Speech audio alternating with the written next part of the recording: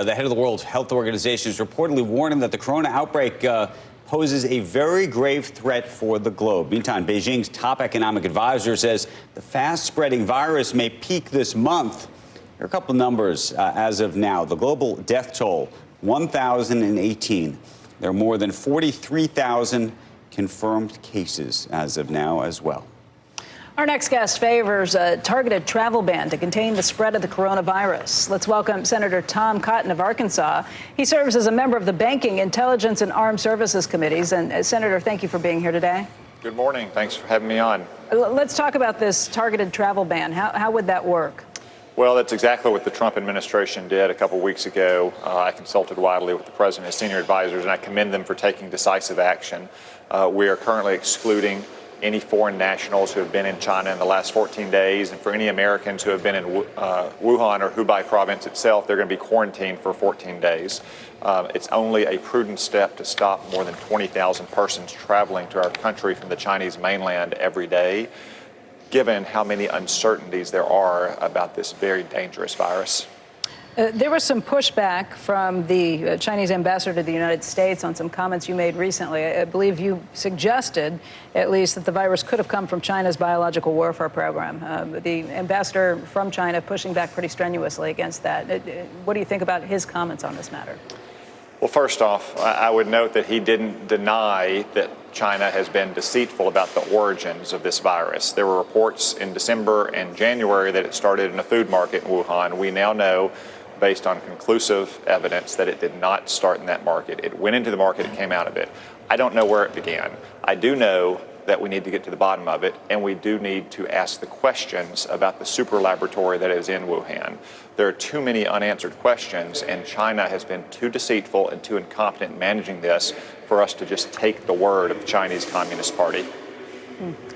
On that point, let's talk a little bit about some other news that came out this week. That's the 2017 Equifax cyber attack.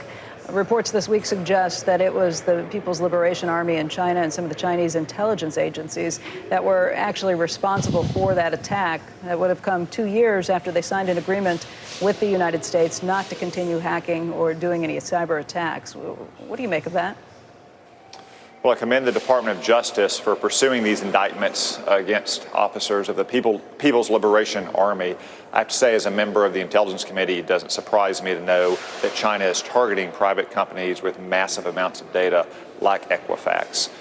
We need to do more to deter China from these actions, though. We also need to continue to do more to hold China to its commitments. As you said, Xi Jinping stood in the Rose Garden with Barack Obama in 2015 and pledged not to undertake these kinds of attacks. That's one reason why it was so important that President Trump kept the tariffs on most Chinese products as part of the Phase 1 trade deal as a way to continue to demand that China uphold its commitments under that and other agreements.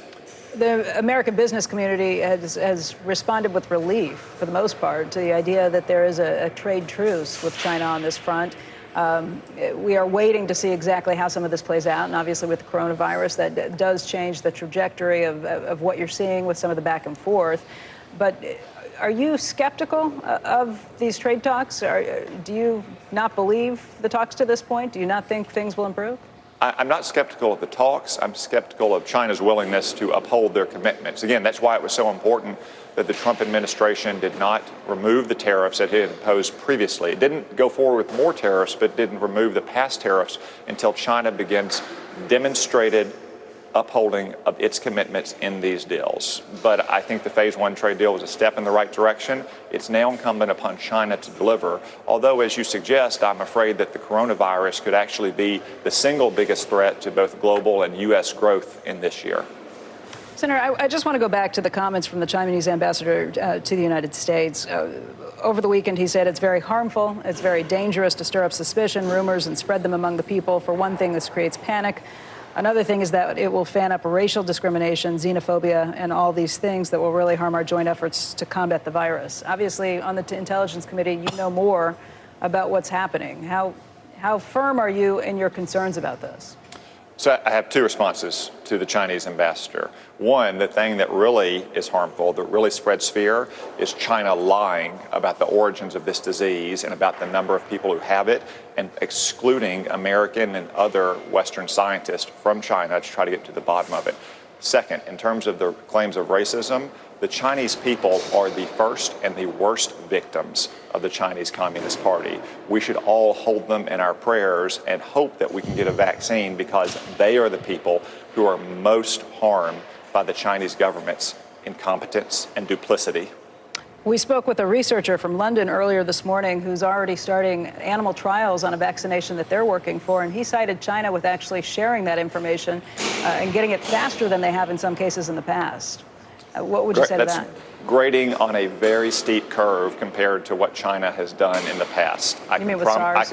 I can promise you that the Chinese government is being far from cooperative with both the United States and other world-leading countries' scientists to try to get to the bottom of this. If they wanted to get to the bottom of it, they would simply admit Western scientists into Wuhan so we could get to the bottom of it and hopefully get a vaccine as quickly as possible for our people and for the world. What are your concerns on the coronavirus at this point? If the travel ban has kicked in, do you still have a heightened level of concern about this? How would you describe your thoughts? I do. You know, the travel ban was a essential step to minimize the risk to the United States. But the first cases of this viral pneumonia appeared in early December, which meant it could have been incubating as early as mid-November. That means maybe 1.5 million people flew from China into the United States in that period of time. That's why our government is taking such an aggressive posture toward trying to identify persons who might have coronavirus and conduct contact tracing with people with whom they've come into contact, as well as pushing out testing kits to all 50 states.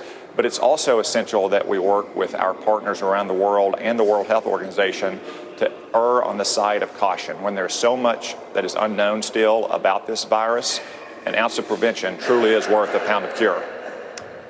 Scott Gottlieb, the former head of the FDA, wrote an op-ed this week that says, look, in Singapore, you've already seen this case get passed on to other people who have not traveled. That's his concern about what happens here next. What would it look like? How would we first find out that there was a situation like that here in the United States? Yeah, that's a very worrisome development in Singapore, so-called community infections. People have not been in China or maybe not even have any clear connection to someone who has been in China. That's one reason why it's so important that Americans, if they get any symptoms that are flu-like, or certainly if they have any kind of viral pneumonia, that they and their doctors make sure that if they've been to China or if they've been anywhere around China, that public health authorities learn that quickly so we can hopefully get a handle on the United States before it expands beyond the 13 cases we have here now. Jay Powell, the chairman of the Federal Reserve, testifying before Congress this week. What are your biggest questions for him? Well, one thing I think we should explore is the impact that coronavirus could have on the U.S. economy, and also the prospect that it may require another rate cut sometime this year. I also want to speak, too, about what China has been doing to digitize its currency and the prospects for doing that with the U.S. dollar. Obviously, the dollar as the reserve currency is a great benefit for the prosperity and the security of Americans. That may be something, though, that we need to do to ensure that it remains the reserve currency of the world in the years ahead. Senator Cotton, I want to thank you for your time today. Thank you. Good to see you.